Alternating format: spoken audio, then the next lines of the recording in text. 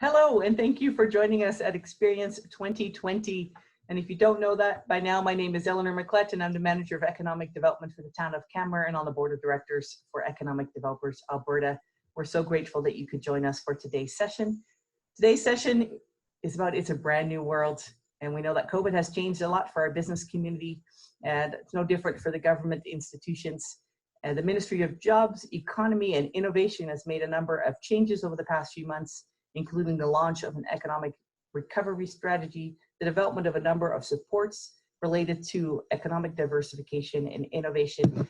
And today we invite Michelle Evans, the ADM for Alberta Jobs, Economy and Innovation, to join us for a session with Q&A and for some insights of what's happening. Thank you for Alberta Jobs, Economy and Innovation, and for the team for putting on today's session. Michelle Evans is a passionate public servant who believes strongly in working collaboratively to make connections and to build opportunities for people and ideas. Her career with the Alberta government includes senior leadership roles with the Ministry of Health, Treasury Board and Enterprise and advanced education in the area of health, economic development programs and policies. She's actively involved in volunteer opportunities in her community, and she's a mentor with emerging leaders and serves on the board of the Bessie Nicol School Fundraising Society. She's trained in pharmacy profession, and she has previously worked in the private sector, both for small community pharmacies and large international pharmaceutical companies. So thank you very much, Michelle, for joining us here today. I now give the opportunity for you to speak. Thanks, Eleanor, for that introduction, and I'm really glad to be here today with everybody at the Economic Development Association Conference. For those of you who know me, I've been with economic development now for 3 years in the government of Alberta, and one of my best memories is the very first event that I got to go to, which was the EDA dinner. And what was so important for me and what was so amazing to me is that this is really a family. This is a place where you create community, where you share ideas, where you come together and really just work hard and get things done. And so I'm really happy to be able to sit down and have a conversation with you today about all of the things that are happening in our world. And let's be really honest, it's hard. COVID and 2020 has not been easy for Albertans. We have had challenges with our businesses, with municipalities. The overall economic downturn in Alberta has just been tough. And the financial impacts on your communities and your businesses and the people that you know is real. So these changes are affecting everything from how we do business, to how we gather at events like this, to how we share and spread ideas, and how we learn and grow. It's been really a disruptive time. And so I think that's something to acknowledge. It's something to recognize, and it's something that we can all kind of just appreciate and move on from. The COVID pandemic and what the impacts have really affected the economy significantly. The cumulative impacts have not just affected the businesses, but they are also affecting government revenues and the choices that government has to make. Right now, Alberta is on track to see a fiscal year of a $24 billion deficit. Revenues are forecast to be down, expenses are forecast to be up, and this is what you want your government to be doing at this time. But this is, again, an unprecedented time. It's something that we all have to come together and figure out how we get through.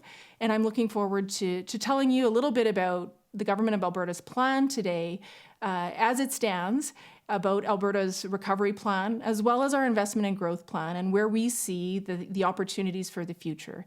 And I hope that through the conversation that we have today, you'll be able to figure out where, as economic developers in Alberta, your community has opportunity, because we're all a little bit different, but yet we're all together in this as a family, as a community, and I just really appreciate everything that each of you do every day.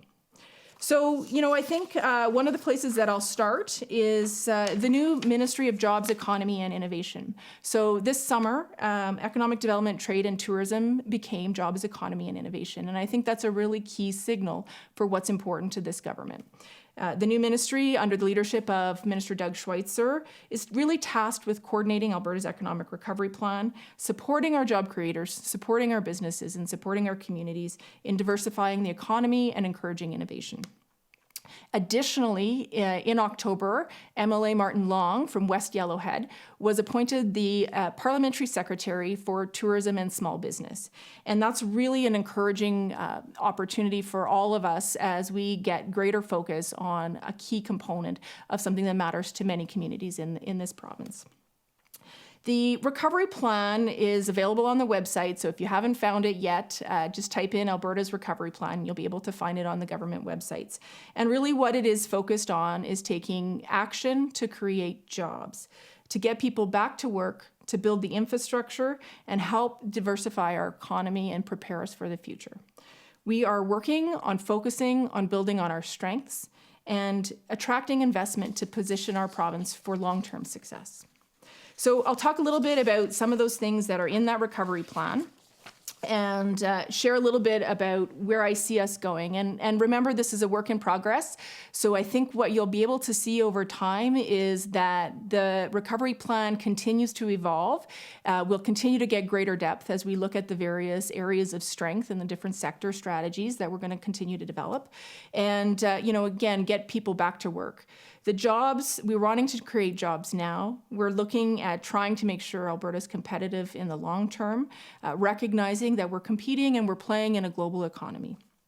We're looking at thinking about what are the economies and the industries of the future and how are we able to prepare and play in those spaces. And again, thinking about the strengths and the platforms, never forgetting that the energy industry, our agriculture sector, our tourism sector, these are the things that are the bedrock of the foundation of what we do, and we need to continue to grow and develop and build on those strengths. We want to show investors around the world that we mean business. So our ministry is tasked with helping coordinate that. Again, it's coordinating that not only within government, but with you, with the business leaders, with the academics, with all of the people that have ideas and want to help influence that strategy and help actually put it into reality. The plan has a number of different base core sectors. I talked a little bit about those already, but I'll just say them again. Energy, agriculture, and tourism are the sort of the core areas of strength that we're going to build on. But then there's a number of enabling sectors as well. Those enabling sectors include technology and innovation, financial services and fintech, the whole area of aerospace, aviation, and logistics, as well as emerging sectors like pharmaceuticals and life sciences. These are the opportunities where we have the people, the platforms, and the potential to really see our economy transform and grow. So we're still working on all of the details on those sector strategies. And so you'll see elements of those come out through a variety of different places over the next few months. And you'll see us start talking about those different strategies and getting your input and getting various pieces of feedback over the next little while as well. A core part of what you're seeing Minister Schweitzer already start talking about publicly is innovation and technology. There's been a number of different announcements over the last little while that are really changing the conversation about how we as Albertans talk about all of the amazing technology and innovation things that we've been involved with, the great companies, the great researchers, the great opportunities that have been happening throughout the province. So what you're going to really see is a change in the conversation to start talking more about what we have and what we've been building, as opposed to fretting about where we've fallen down and where we haven't actually been able to perform. And I really think that transformation, that change in tone and how we talk about our technology and innovation strategies and what we need to do to develop the talent, to match up people with the jobs that are available, to take that technology and enable all of our amazing industries, businesses, and government services and sectors in a different way that we maybe haven't quite had that conversation yet. So one of the pieces of information that I also want to share with you about the technology and innovation space is just how much work there is to do here. A number of our groups have tried to map out the potential for the sector and sort of where we're at with the number of companies that we have. Again, this is really focused on Edmonton and Calgary. But what this graph is going to show you is just how much potential we already have in the province, but how much work we have to do to actually reach the kind of level of system capacity in terms of the number of startups moving to scale-ups, moving to that really large, fast-growing gazelles and those bigger companies. So we've got a lot of opportunity and a lot of potential in the innovation space, but we also have lots of room to grow. And so this slide just really shows some ideas and some examples about the work we have ahead of us to do in the technology and innovation space.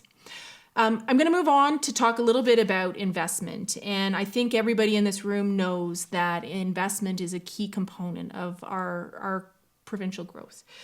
Private sector investment helps drive our economy, really helps drive job growth, and drives overall sustainability and prosperity. So one of the things that this government is doing is looking at finding ways to increase investment in the province. Over the last several years, Alberta's foreign direct investment levels have been falling, and in part that's due to declining levels of heavy capital investment in the oil and gas sector, but equally so, just changing focus areas for our investors around the world. And Alberta's always been a leader in terms of investment and attracting investment in the country, and we will continue to do so, but we're doing so at a rate that's different. And so there was a dedicated and intentional focus to try to bring back investment in the province. So over the next 3 years, government's committed $75 million to Invest Alberta, a new agency that's just being stood up to really help drive that investor focus and really bring the investment back to the province. Again, trying to create those conditions that drive investor confidence, that get them the information that they need, and really, again, showcasing Alberta's potential and opportunities as a place for growth. The other factors that play into investment decisions are some of the other areas that government's focused on in terms of investment and growth and that whole strategy. Many of you are aware that government's accelerated the job creation tax cut, lowering Alberta's corporate tax rate to be among the most competitive in North America.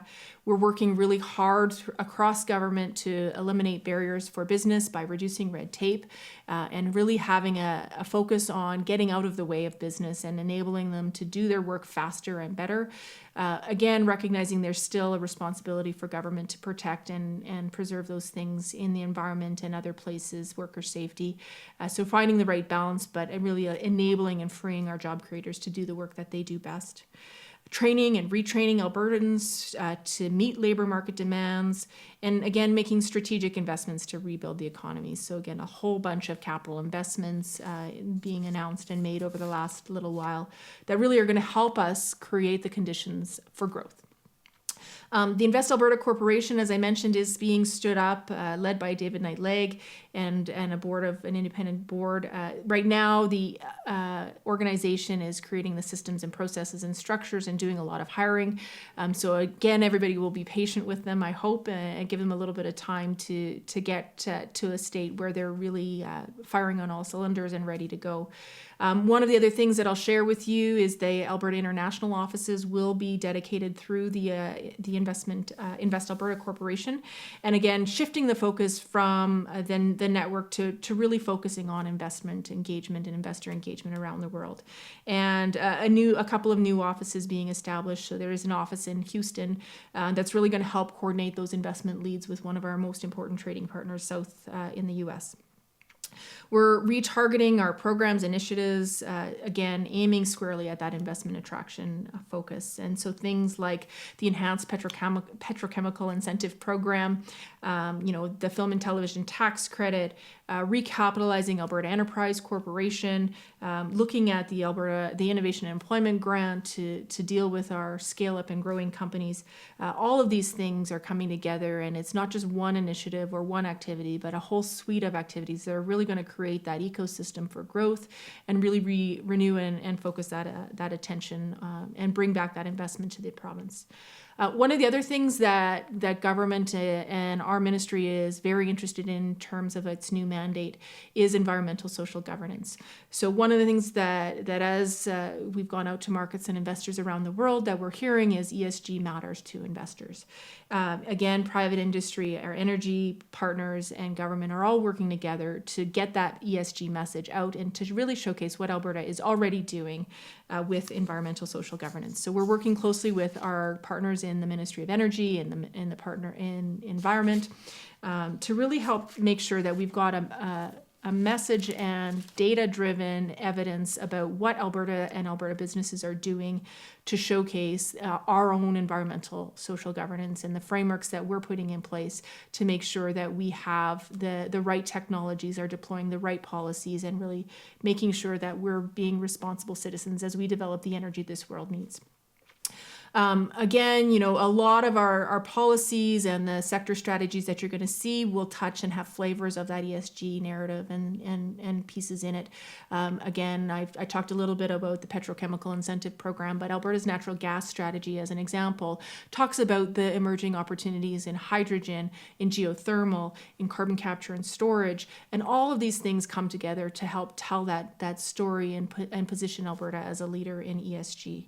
Our technology strategy will do the same thing as we talk about the ways that we're investing to bring that clean technology and bring those networks together, like CRIN, the Clean Resource Innovation Network. All of these partners and collaborations really make this possible. This is not one person, one item. It's a network and a collection of all bunch of things coming together to tell that story.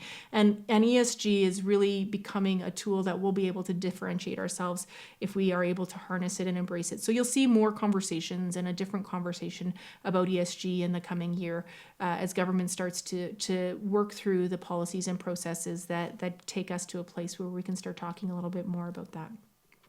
One of the other things I wanted to touch on is our regional economic development alliances. And these partners, as everyone here knows, are an area that really creates those conditions for collaboration in many of our regional communities. We were able to finalize a 3-year investment with those organizations. And as many of you know, these were not easy conversations because those funding levels have been reduced. And so one of the biggest challenges ahead of all of us is not how we do more with less, but how do we refocus and double our efforts with the resources and constraints that we have and build a better Alberta within those parameters. And I know how difficult and challenging that's going to be for some of our organizations and each of you as we all face those challenges. But I also know that you guys have the capacity and the resilience and the ideas that are going to make this possible. So again, we're really working to try to make sure that our REITs are engaged, that our communities are engaged. And over the coming months, we're going to start talking a little bit more about all of these different sector strategies, the areas of the investment and growth plan, the areas of the Alberta's recovery plan. Get your feedback and input, understand where we might be missing some of the emerging data and evidence, and help you and get your feedback on areas and opportunities that you see for your communities. We're all a little bit different and have unique strengths, and different parts of this province have different capacity and interests and ability to contribute to different parts of each of these strategies. So again, a lot of opportunity and potential with the Regional Economic Development Alliances and each of the work that all of you do on that. One of the other areas that I wanted to touch on too was Northern Alberta Development Council. Over the next little while, we're going to see a bit of a leadership transition there. Tracy Allard was appointed Minister of Municipal Affairs. We're just awaiting final direction on a replacement appointment for NADC, and they'll be working to build out a strategy for northern region of the province, again recognizing that that's a bit of a unique part of the province and has a little bit of a different focus in all of the things that they need to do. So the final piece that I want to talk about is tourism. And, again, tourism is a part of the portfolio that I'm responsible for. And over the next little while, one of the goals of this government is to double tourism by 2030. I want to share that goal hasn't changed. The way I've been talking about it and thinking about it is with the pandemic and the implications of the pandemic on the tourism sector in particular. We've taken a 10-yard penalty, and while the goalpost remains the same, we are starting way behind that hash line. And so we've got a long ways to go to make up some lost ground. But again, this is a sector that is just so resilient, and they have so much potential. So over the next little while, you'll see us focusing on rebuilding and recovery in the tourism sector. Again, Martin Long has been appointed the tourism parliamentary secretary. And he's going to be out and about listening, talking to all of the communities about what's important for them in terms of tourism and small business, and really getting a sense of what government and what we need to be doing to not just talk about and help people move throughout the province, but really enable the growth and the opportunity in those sectors.